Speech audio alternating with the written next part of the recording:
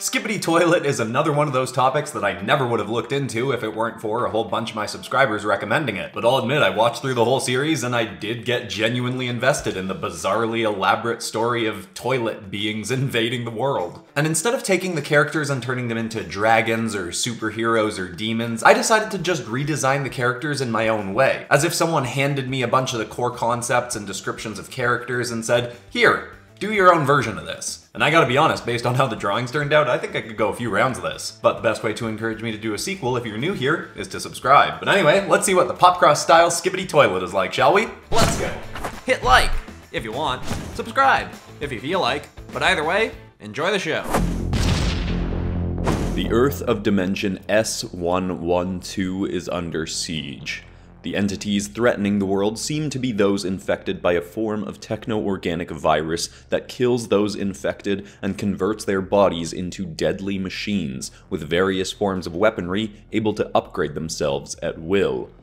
Oddly, while they keep the head of the human they overtook mostly unchanged, they convert the rest of their body into a form similar to that of human waste receptacles, most commonly toilets, but also urinals on some occasions. Based on a song that they frequently sing while committing their atrocities, we have deemed to refer to this invading, infecting army as the Skibidi Armada. We are not yet certain if... I'm sorry, is something about this funny to you? What do you mean is something about this funny? You can't tell me that a world is being invaded by singing toilet monsters and not expect any reaction. What the heck are you talking about? Why would these things look like toilets? If I knew, I would tell you. This universe is frankly quite bizarre. On a surface level, it seems to have many similarities to the one we currently reside in.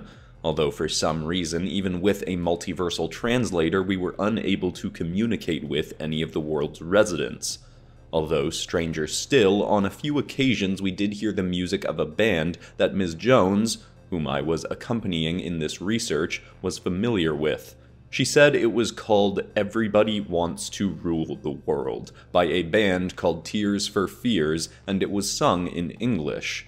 Thus far, that is the only language we have been able to understand, as the song or chant sung by the Skibidi Armada, in contrast, does not resemble anything I am familiar with. Well, why don't you sing it for me? Maybe I'll understand it. I highly doubt there is any chance that you could possibly... Oh, come on, I know a lot of stuff that most people don't know. Like how I know that our conversation here is gonna get interrupted at 9 minutes and 16 seconds for an advertisement of some kind. That is most certainly not going to happen. You are being ridiculous, Sharp. Come on, at least tell me the words.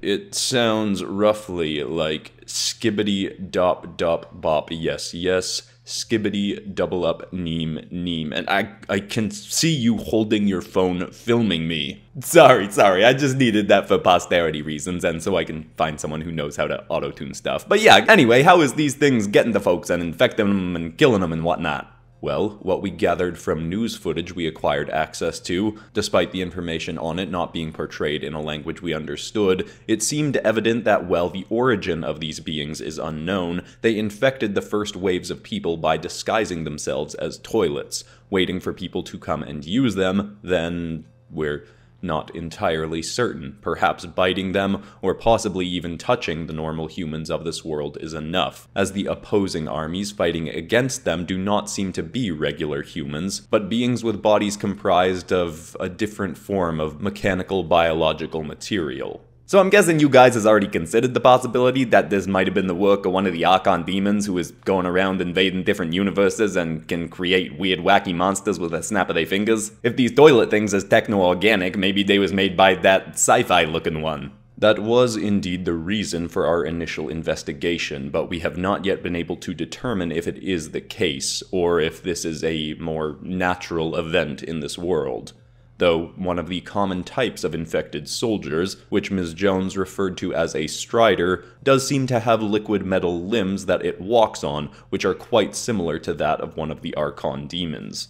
Oh boy, I'm sorry, so these strider-looking things is toilets with human heads walking around on mechanical arms and singing gibberish? This is a very serious situation, Sharp. An entire planet is under siege.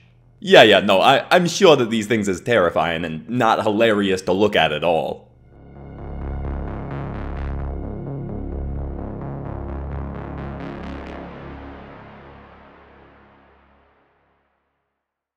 So who exactly is these folks that's fighting back against the toilets? You couldn't talk to them and ask them what's going on? The Resistance unfortunately seems to be able to communicate with one another telepathically, as we have never heard them speak. There seems to be 3 factions currently fighting back, but the initial resistance came in the form of biomechanical beings, with various forms of camera lenses in place of their heads and faces. Their bodies seem to be composed of a similar liquid mechanical and metal biology that makes up the SKIBIDI Armada, but they are quite clearly in opposition to the invaders. Sure, cameramen fighting toilets makes about as much sense as everything else going on. Their leader, or in the least their most prized warrior, is a titanic being that stands at roughly 100 meters in height. Though, like how the Armada is able to upgrade themselves, so too are the camera beings, meaning his height is subject to change. We were able to see footage of his initial appearance, and since then he has added a cannon to one of his arms, gained wings and the ability of flight, and now wields a massive hammer. Well, now that's pretty cool. You know, I once smashed the toilet with a big hammer myself. And why exactly did you do that? Well, now I'll tell you, it was Mardi Gras, 1998. I changed my mind. I do not want to know. Well, that's good, because I didn't really know where I was going with that anyway. So these camera folks is just one of the resistance groups, you said? Yes, it seems they were the first to stand up and fight back, at least in the region we explored, which was akin to a mid-1990s version of the New York City in this dimension. They were able to fend off the waves of the Armada initially, but as the enemy's numbers grew, and as more bizarre and powerful variants of them emerged, including what seemed to be some sort of high-ranking general of the Armada with the ability to shoot lethal rays from its eyes, the Resistance became desperately in need of help. Luckily then, a new group came forth, beings with similar forms to the camera-headed entities, but these ones had heads and weaponry more similar to that of speaker systems. And just to clarify, you're definitely certain that this wasn't just some kind of wacky fever dream that you had? Are you not a man whose arch-rival is a gopher with a ray gun that wears a torn tuxedo? Surely this is not substantially stranger than things you yourself have experienced. Well, first, Archibald wears a torn-up suit, not a tuxedo. Second, me and I is sorta buddies now, or at least frenemies. But other than that, yeah, alright, fair enough, the multiverse is a pretty weird place. So the speaker folks, they show up and then do what? Well, as you might expect, they are able to play music and various sounds from their speakers. They are the beings that revealed that the song "Everybody Wants to Rule the World" exists in this universe. They are also able to play sounds with immense volume and force that are able to damage and, at times, even kill members of the SKIBIDI Armada. For a brief while, this gave the Resistance the power they needed to wipe out large swaths of the Armada. But it was only a matter of time before the opposition created a new way of devastating their foes. Oh, the suspense! You're doing a real good job making a story about toilets fighting cameras and speakers sound dramatic, you know that? It is a dramatic situation. But to be fair, I am also aware that I have a tendency to make things sound rather dramatic because I do speak slowly and enunciate better than most. Huh. That is a level of self-awareness I did not expect from you, Dreszy boy.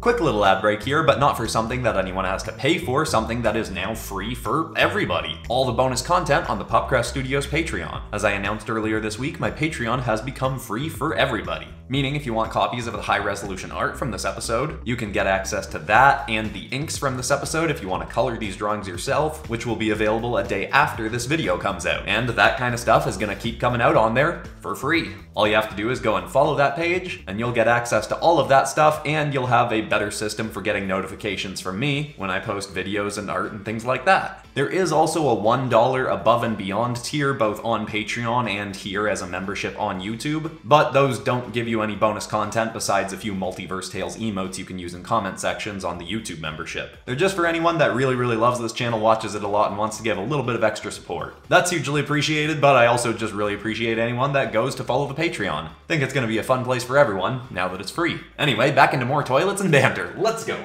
See, I told you we'd be stopped for an advertisement at 9 minutes and 16 seconds. What are you talking about? Nothing interrupted us. I guess you can't see him either. Most people can't. Anyway, continue with the story.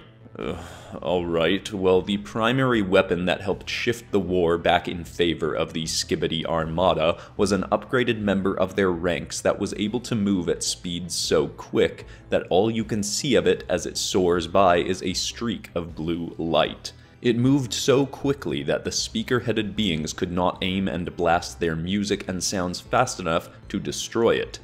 In fact, it was very likely moving faster than the speed of sound.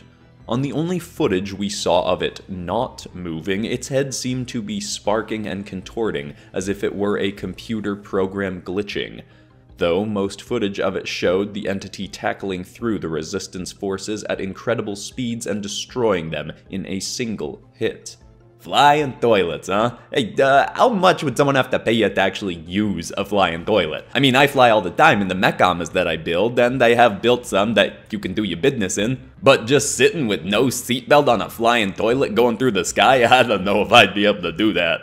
I'm sorry, but you have built armors that you can defecate in? Hey, you answer my question first, and then I'll answer and clarify yours. Or we could both just drop it and carry on.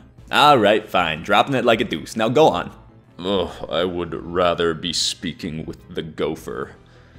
Anyhow, on top of adding a being with superhuman speeds to their ranks, the Armada also developed the ability to take over the minds and bodies of the camera and speaker-headed beings by placing a small member of their kind on the backs of the Resistance warriors' necks. They do not seem to be able to convert them into members of the Armada permanently, like normal human beings can be, but this mind control did prove to be a significant problem for those in the Resistance. The speaker-headed beings even had a Titanic warrior of their own, similar in abilities and stature to the camera-headed Titan, but this speaker Titan was eventually overtaken by mind control as well, showing that no member of the Resistance, no matter how powerful, was safe from conversion. Luckily, the Resistance soon learned that destroying the entity on the back of one's neck, or even simply removing it, could free these beings from mind control. They eventually were even able to develop a weapon that, when shot at lower-powered infected Resistance members, could free them. Though this did not work on beings at the scale of the Titans. To truly take the upper hand in this conflict, they would need the help of a third party who would once again give the Resistance an upper hand. Wow, this war seems like it's really gone through a lot of big swings with these folks winning and then the big bad toilets winning. How much footage of this whole thing did you end up watching through? A fair amount. To be completely honest, both Ms. Jones and I found the footage quite fascinating. It was bizarre and disturbing, but in a way that made it quite difficult to avert your gaze. It was surprisingly captivating in a way that I have a difficult time explaining.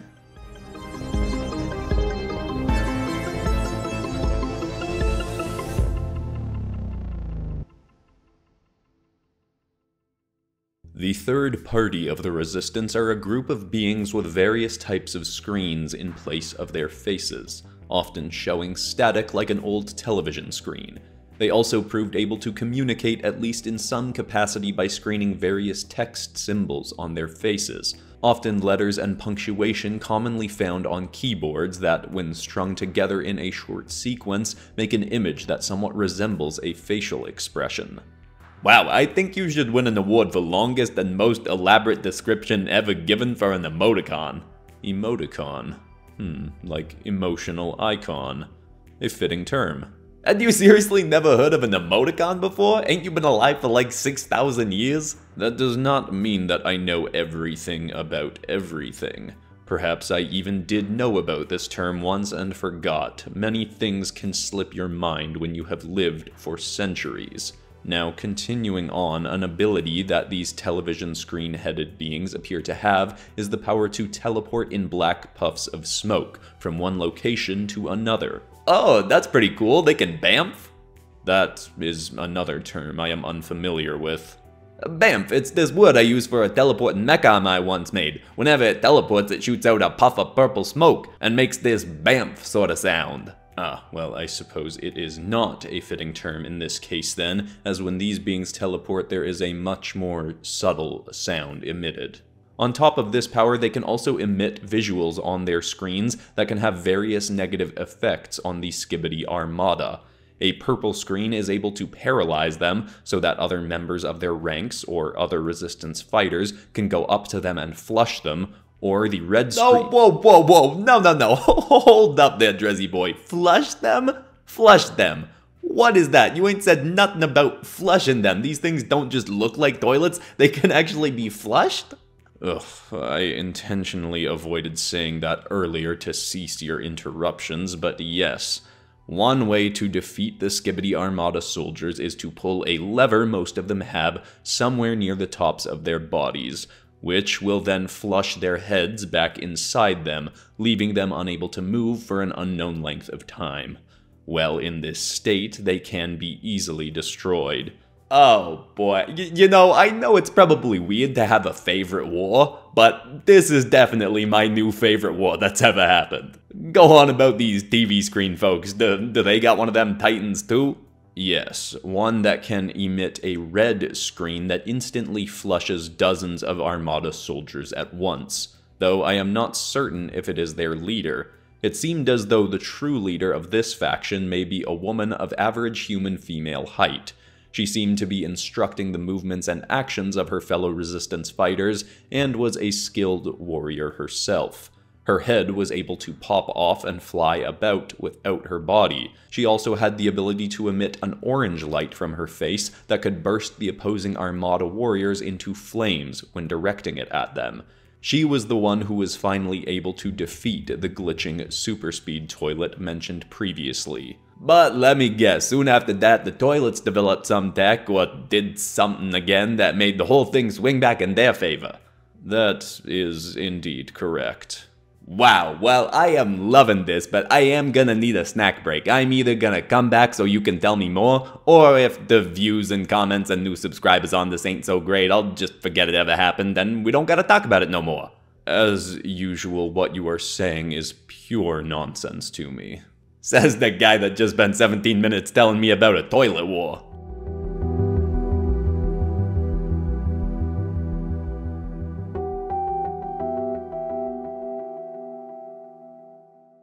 If you enjoyed this, you might also want to check out my amazing digital circus characters as SCPs episodes, or maybe my, I don't know, I guess Five Nights at Freddy's animatronics as Mech Armors trilogy. It's sort of similar. I mean, Benny Siap is one of the narrators of those episodes as well. And if you want more out of this channel, you can get posters and shirts and stuff like that on my Teespring store. I also have a brand new art book out called Monsters of the Multiverse. Also, I'd love some more suggestions for other Skibidi Toilet characters that I could use if this ends up getting a sequel, which I'm anticipating it will, but we'll see what happens. And besides that, that's all for today, except of course for ending this video on some kind of positive or inspiring note. And the thought I want to leave people with is a quote I'm going to paraphrase that I read this week from a man named David Perel, who said there's only two people that you really need to make proud. Your 8-year-old self and your 80-year-old self. For me personally, I think my 8-year-old self would love the ridiculous job that I have, and my 80-year-old self's gonna be very happy about my dedication to staying fit and healthy and eating well, so that when I am 80, I can still do things like touch my toes and play sports and stuff like that. I hope that's inspiring, I love you all, and I'll see you all in the next episode on Monday. Goodbye!